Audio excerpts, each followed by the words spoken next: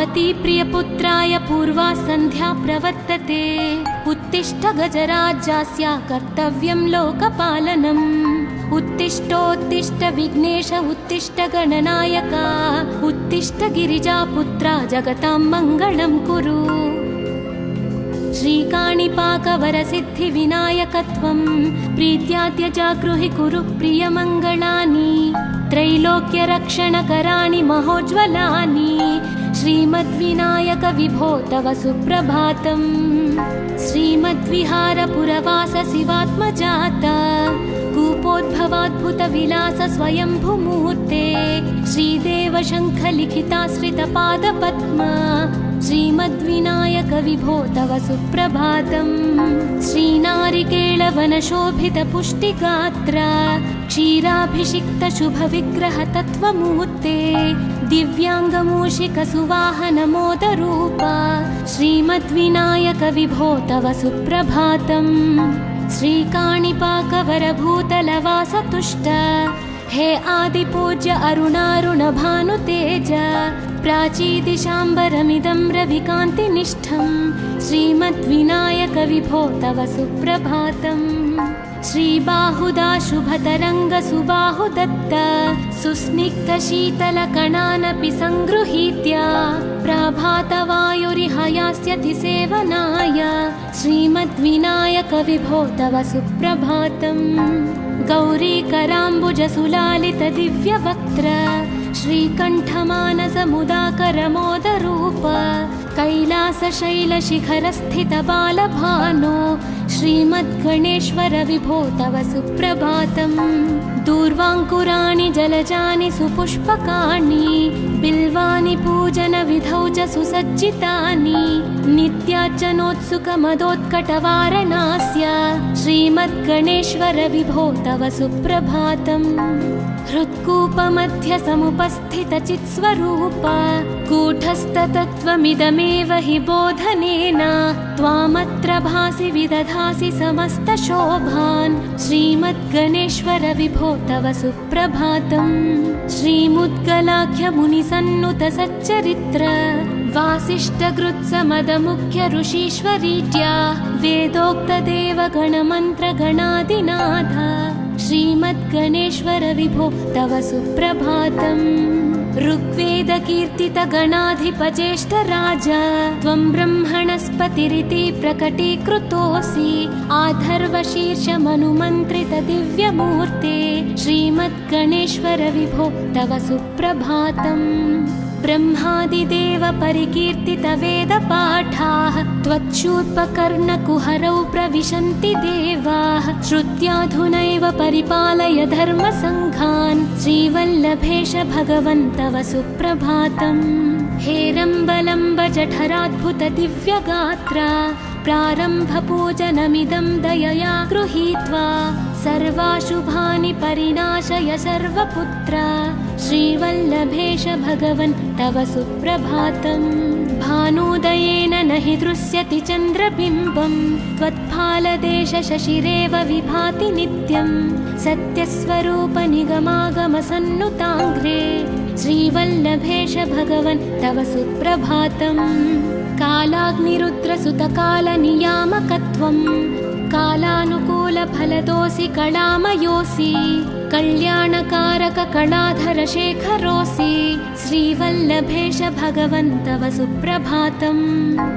उग्रस्वरूप रिपुनाशक उग्रपुत्र सौम्योऽसि सोमविनुतोऽसि प्रशान्तरूप सर्वेश सर्वफलकारक सर्वमूर्ते श्रीवल्लभेश भगवन् तव सुप्रभातम्। दारिद्र्यदुःखभयभञ्जन दक्ष स्वामिन् तारुण्यविग्रह धनादिफलप्रदायिन् लावण्यमञ्जुलकलान्वितरञ्जितास्य हे विघ्ननाथ भगवन् तव सुप्रभातम्। गम्भीजतुष्टगणराजगकार पूज्य गान्धर्वगानपरिवर्तितनादमूर्ते गाङ्गेयगण्यगणिताधिककलास्वरूप श्रीमद्विनायक विभो तव सुप्रभातम्।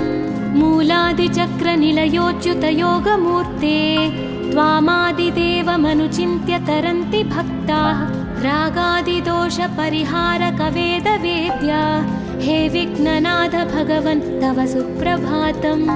लक्ष्म्यादिशक्तियुतशक्तिगणेश्वरोऽसि दिव्याक्षरोऽसि शुभमन्त्रविराजितोऽसि तन्त्रादिभिर्नुतनतेष्टतवल्लभेश हे विघ्ननाथ भगवन् तव सुप्रभातम्।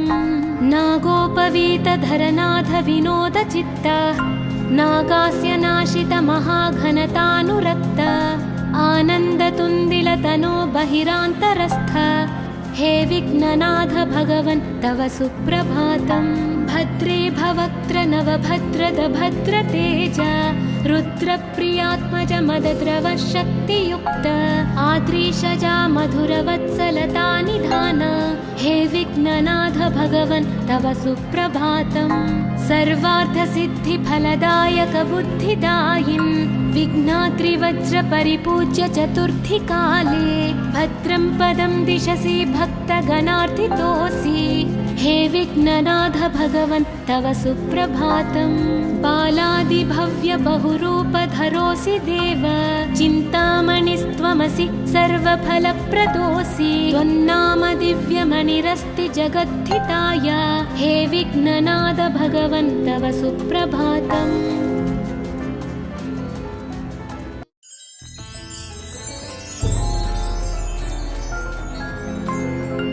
पार्वती प्रियपुत्राय पूर्वा सन्ध्या प्रवर्तते उत्तिष्ठ गजराज्यास्य कर्तव्यं लोकपालनम्।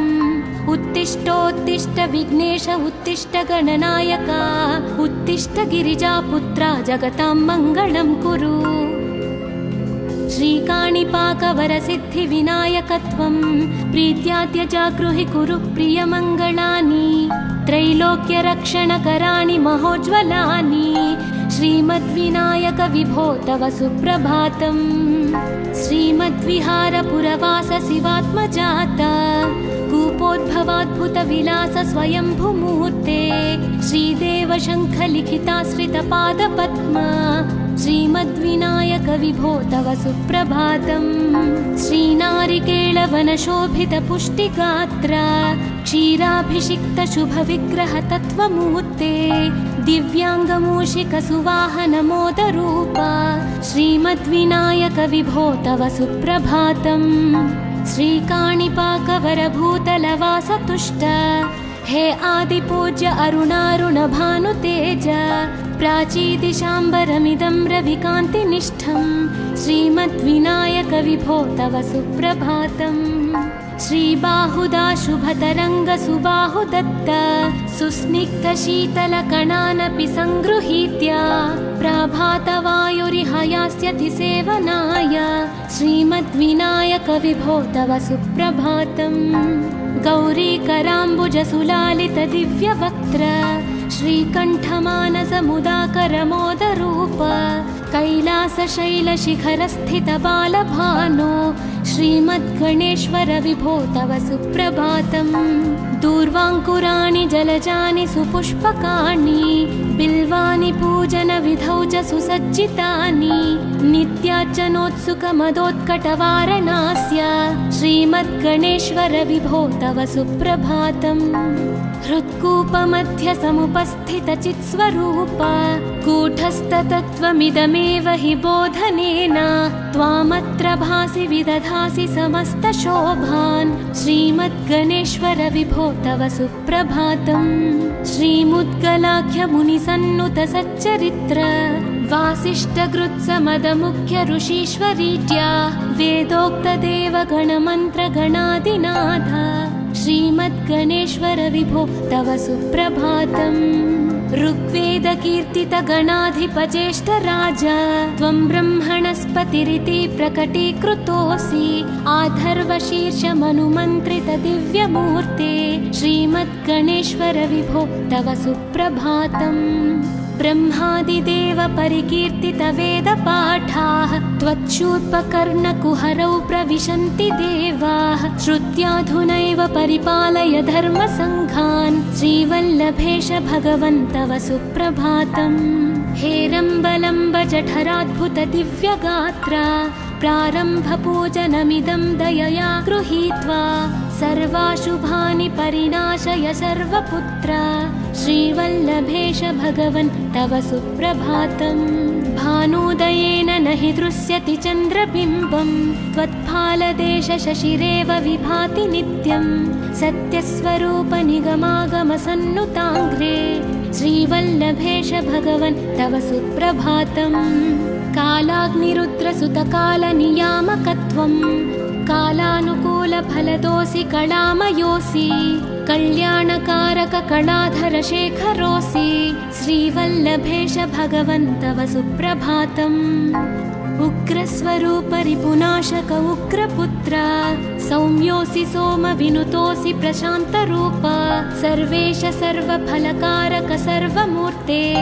श्रीवल्लभेश भगवन् तव सुप्रभातम् दारिद्र्यदुःखभयभञ्जन दक्ष स्वामिन् तारुण्यविग्रहधनादिफलप्रदायिन् लावण्यमञ्जुलकलान्वितरञ्जितास्य हे विघ्ननाथ भगवन् तव सुप्रभातम् गम्भीजतुष्टगणराजगकार पूज्य गान्धर्वगानपरिवर्तितनादमूर्ते गाङ्गेयगण्यगणिताधिककलास्वरूप श्रीमद्विनायक विभो तव सुप्रभातम् मूलादिचक्रनिलयोच्युतयोगमूर्ते त्वामादिदेवमनुचिन्त्य तरन्ति भक्ताः रागादिदोषपरिहारक वेदवेद्या हे विघ्ननाथ भगवन् तव सुप्रभातम् लक्ष्म्यादिशक्तियुतशक्तिगणेश्वरोऽसि दिव्याक्षरोऽसि शुभमन्त्रविराजितोऽसि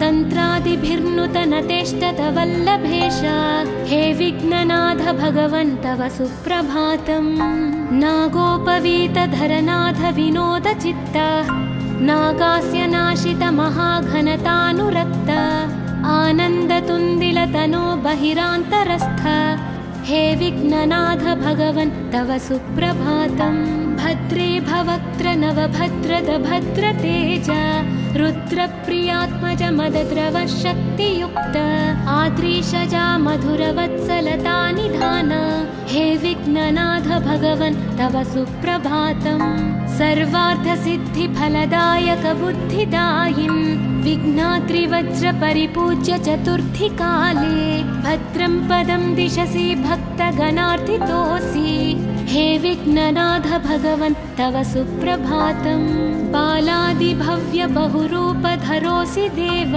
चिन्तामणिस्त्वमसि सर्वफलप्रदोऽसि त्वन्नाम दिव्यमणिरस्ति जगद्धिताय हे विघ्ननाथ भगवन् तव सुप्रभातम्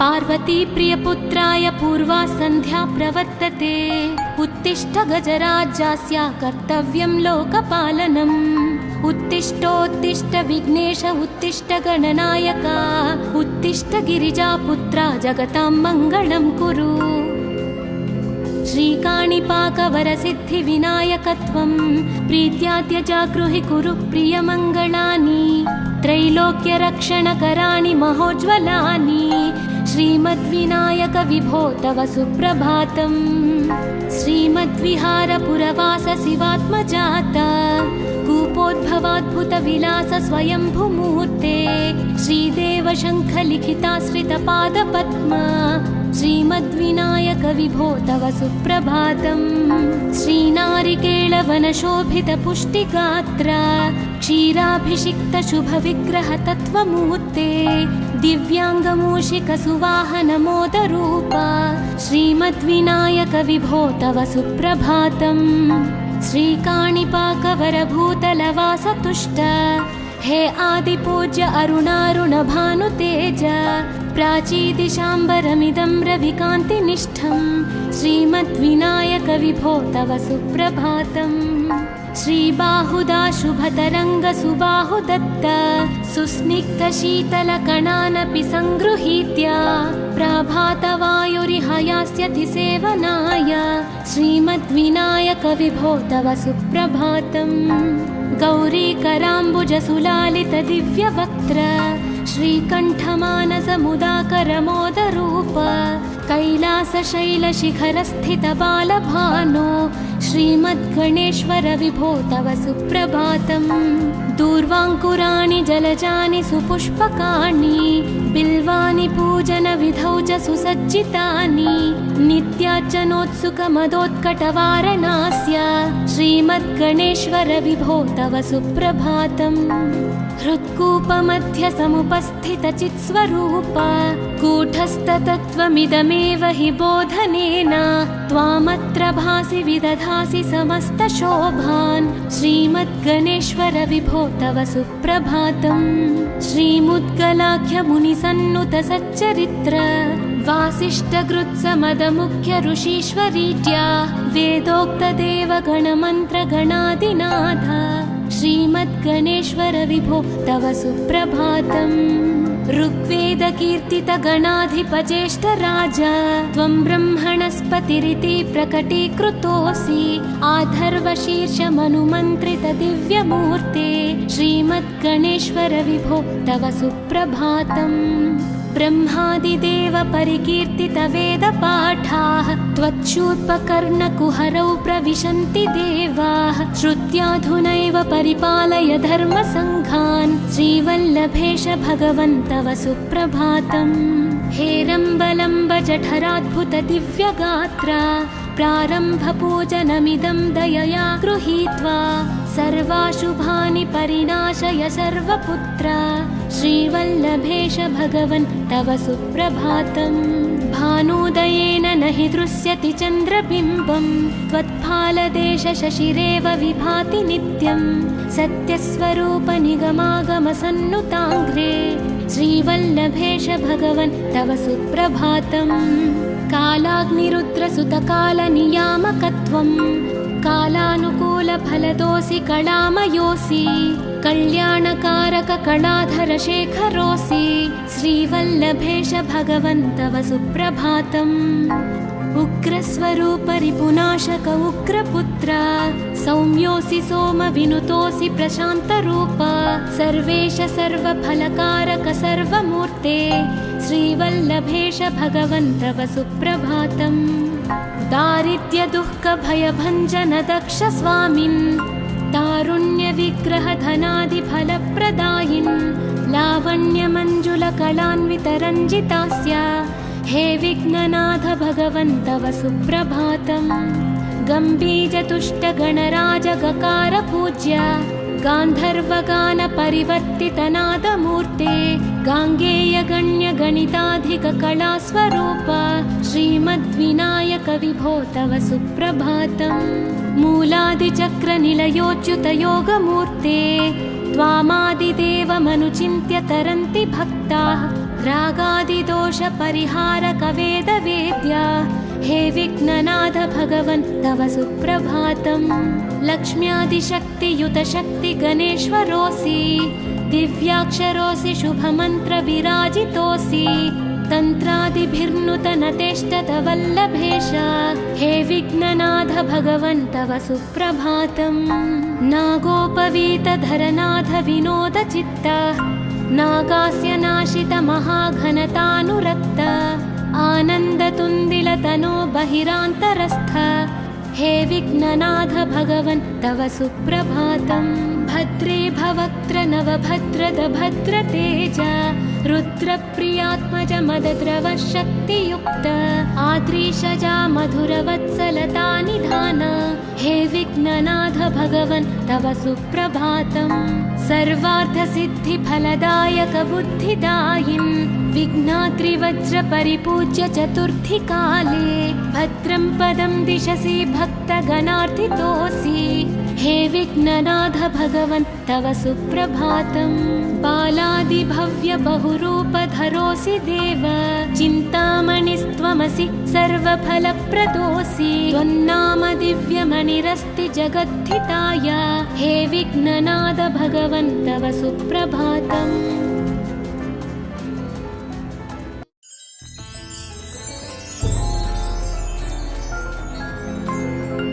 पार्वती प्रियपुत्राय पूर्वा सन्ध्या प्रवर्तते उत्तिष्ठ गजराज्यास्य कर्तव्यं लोकपालनम्। उत्तिष्ठोत्तिष्ठ विघ्नेश उत्तिष्ठ गणनायक उत्तिष्ठ गिरिजापुत्रा जगतां मङ्गलं कुरु। श्रीकाणिपाकवरसिद्धिविनायकत्वं प्रीत्याद्य जागृहि कुरु प्रियमङ्गलानि त्रैलोक्यरक्षणकराणि महोज्ज्वलानि श्रीमद्विनायक विभो तव सुप्रभातम्। श्रीमद्विहारपुरवास शिवात्मजात कूपोद्भवाद्भुतविलास स्वयंभुमूर्ते श्रीदेव शङ्खलिखिताश्रितपादपद्मा श्रीमद्विनायक विभो तव सुप्रभातम्। श्रीनारिकेळवनशोभितपुष्टिगात्र क्षीराभिषिक्त शुभविग्रह तत्त्वमूर्ते दिव्याङ्गमूषिकसुवाहनमोदरूप श्रीमद्विनायक विभो तव सुप्रभातम्। श्रीकाणिपाकवरभूतलवासतुष्ट हे आदिपूज्य अरुणारुणभानुतेज प्राचीदिशाम्बरमिदं रविकान्तिनिष्ठं श्रीमद्विनायक विभो तव सुप्रभातम्। श्रीबाहुदा शुभतरङ्गसुबाहुदत्त सुस्निग्धशीतलकणानपि सङ्गृहीत्य प्रभातवायुरिहयास्यति सेवनाय श्रीमद्विनायक विभो तव सुप्रभातम्। गौरीकराम्बुजसुलालितदिव्यवक्त्र श्रीकण्ठमानसमुदाकरमोदरूप कैलासशैलशिखरस्थितबालभानो श्रीमद्गणेश्वर विभो तव सुप्रभातम्। दूर्वाङ्कुराणि जलजानि सुपुष्पकाणि बिल्वानि पूजनविधौ च सुसज्जितानि नित्यार्चनोत्सुकमदोत्कटवारणास्य श्रीमद्गणेश्वर विभो तव सुप्रभातम्। हृत्कूपमध्यसमुपस्थितचित्स्वरूप कूटस्थतत्त्वमिदमेव हि बोधनेन त्वामत्र भासि विदधासि समस्तशोभान् श्रीमद्गणेश्वर विभो तव सुप्रभातम्। श्रीमुद्गलाख्यमुनिसन्नुत सच्चरित्र वासिष्ठकृत्समदमुख्य ऋषीश्वरीत्या वेदोक्तदेवगणमन्त्रगणादिनाथ श्रीमद्गणेश्वर विभो तव सुप्रभातम्। ऋग्वेदकीर्तितगणाधिपज्येष्ठराज त्वं ब्रह्मणस्पतिरिति प्रकटीकृतोऽसि आधर्वशीर्षमनुमन्त्रितदिव्यमूर्ते श्रीमद्गणेश्वर विभो तव सुप्रभातम्। ब्रह्मादिदेव परिकीर्तितवेदपाठाः त्वच्छूर्पकर्णकुहरौ प्रविशन्ति देवाः श्रुत्याधुनैव परिपालय धर्मसङ्घान् श्रीवल्लभेश भगवन् तव सुप्रभातम्। हेरम्बलम्ब जठराद्भुत दिव्यगात्र प्रारम्भपूजनमिदं दयया गृहीत्वा सर्वाशुभानि परिनाशय सर्वपुत्र श्रीवल्लभेश भगवन् तव सुप्रभातम्। भानुदयेन न हि दृश्यति चन्द्रबिम्बं त्वत्फालदेश शशिरेव विभाति नित्यं सत्यस्वरूप निगमागमसन्नुताङ्घ्रे श्रीवल्लभेश भगवन् तव सुप्रभातम्। कालाग्निरुद्रसुतकालनियामकत्वं कालानुकूलफलदोऽसि कलामयोऽसि कल्याणकारक कलाधर शेखरोऽसि श्रीवल्लभेश भगवन् तव सुप्रभातम्। उग्रस्वरूप रिपुनाशक उग्रपुत्र सौम्योऽसि सोमविनुतोऽसि प्रशान्तरूप सर्वेश सर्वफलकारक सर्वमूर्ते श्रीवल्लभेश भगवन् तव सुप्रभातम्। दारिद्र्यदुःखभयभञ्जन दक्ष स्वामिन् तारुण्यविग्रहधनादिफलप्रदायिन् लावण्यमञ्जुलकलान्वितरञ्जितास्य हे विघ्ननाथ भगवन् तव सुप्रभातम्। गम्भीजतुष्टगणराजगकार गान्धर्वगानपरिवर्तितनादमूर्ते गाङ्गेयगण्यगणिताधिककलास्वरूप श्रीमद्विनायक विभो तव सुप्रभातम्। मूलादिचक्रनिलयोच्युतयोगमूर्ते त्वामादिदेवमनुचिन्त्य तरन्ति भक्ताः रागादिदोषपरिहारक वेदवेद्या हे विघ्ननाथ भगवन् तव सुप्रभातम्। लक्ष्म्यादिशक्तियुत शक्ति गणेश्वरोऽसि, दिव्याक्षरोऽसि शुभमन्त्र विराजितोऽसि, तन्त्रादिभिर्नुतनतेष्टतवल्लभेश, हे विघ्ननाथ भगवन् तव सुप्रभातम्। नागोपवीतधरनाथ विनोदचित्त, नागास्य नाशित महाघनतानुरक्त, आनन्दतुन्दिलतनो बहिरान्तरस्थ, हे विघ्ननाथ भगवन् तव सुप्रभातम्। भद्रे भवक्त्र नवभद्रद भद्रतेज, रुद्रप्रियात्मज मदद्रव शक्तियुक्त, आद्रीशजा मधुरवत्सलता निधान,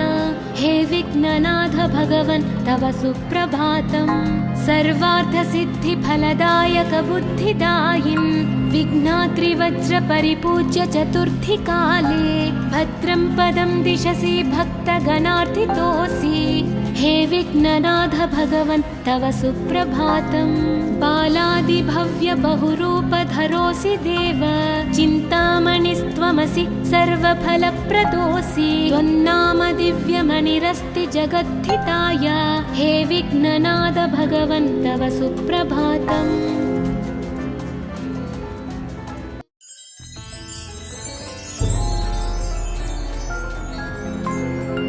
पार्वती प्रियपुत्राय पूर्वा सन्ध्या प्रवर्तते, उत्तिष्ठ गजराज्यास्य कर्तव्यं लोकपालनम्। उत्तिष्ठोत्तिष्ठ विघ्नेश उत्तिष्ठ गणनायका, उत्तिष्ठ गिरिजापुत्रा जगतां मङ्गलं कुरु।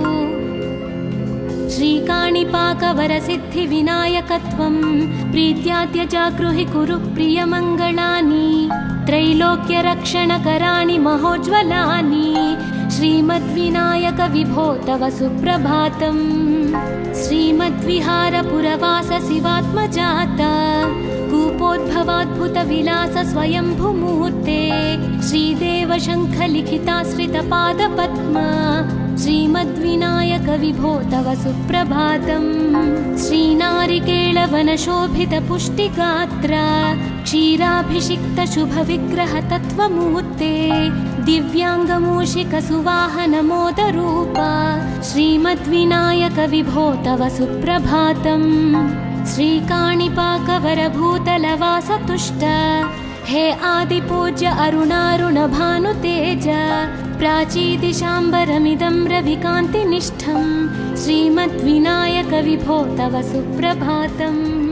श्रीबाहुदा शुभतरङ्गसुबाहुदत्त, सुस्निग्धशीतलकणानपि सङ्गृहीत्य, प्रभातवायुरिह यास्यति सेवनाय, श्रीमद्विनायक विभो तव सुप्रभातम्। गौरीकराम्बुजसुलालितदिव्यवक्त्र, श्रीकण्ठमानसमुदाकरमोदरूप, कैलासशैलशिखरस्थितबालभानो, श्रीमद्गणेश्वर विभो तव सुप्रभातम्। दूर्वाङ्कुराणि जलजानि सुपुष्पकाणि, बिल्वानि पूजनविधौ च सुसज्जितानि, नित्यार्चनोत्सुकमदोत्कटवारणास्य, श्रीमद्गणेश्वर विभो तव सुप्रभातम्। हृत्कूपमध्य समुपस्थितचित्स्वरूप, कूटस्थतत्त्वमिदमेव हि बोधनेन, त्वामत्र भासि विदधासि समस्तशोभान्, श्रीमद्गणेश्वर विभो तव सुप्रभातम्। श्रीमुद्गलाख्यमुनिसन्नुत सच्चरित्र, वासिष्ठगृत्समदमुख्य ऋषीश्वरीट्या, वेदोक्तदेवगणमन्त्रगणादिनाथ, श्रीमद्गणेश्वर विभो तव सुप्रभातम्। ऋग्वेदकीर्तितगणाधिपज्येष्ठराज, त्वं ब्रह्मणस्पतिरिति प्रकटीकृतोऽसि, आधर्वशीर्षमनुमन्त्रितदिव्यमूर्ते, श्रीमद्गणेश्वर विभो तव सुप्रभातम्।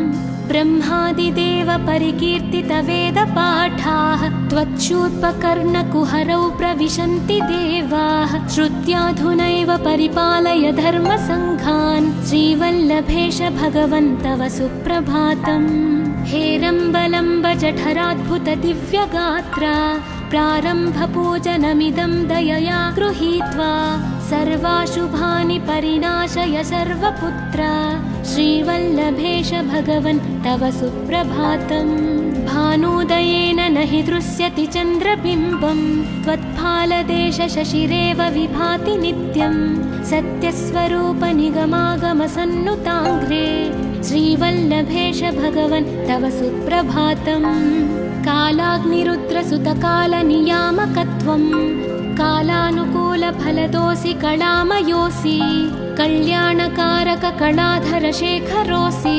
श्रीवल्लभेश भगवन् तव सुप्रभातम् उग्रस्वरूप रिपुनाशक उग्रपुत्र सौम्योऽसि सोमविनुतोऽसि प्रशान्तरूप सर्वेश सर्वफलकारक सर्वमूर्ते श्रीवल्लभेश भगवन् तव सुप्रभातम् दारिद्र्य दुःख भयभञ्जन दक्ष स्वामिन् तारुण्य विग्रह धनादि फलप्रदायिन् लावण्य मंजुल कलान्वित रञ्जितास्य हे विघ्ननाथ भगवन् तव सुप्रभातम् गम्भीर तुष्ट गणराज गकार पूज्य गान्धर्वगान परिवर्तित नादमूर्ते गाङ्गेय गण्य गणिताधिक कलास्वरूप श्रीमद्विनायक विभो तव सुप्रभातम् मूलादिचक्र निलयोच्युत योगमूर्ते त्वामादिदेवमनुचिन्त्य तरन्ति भक्ताः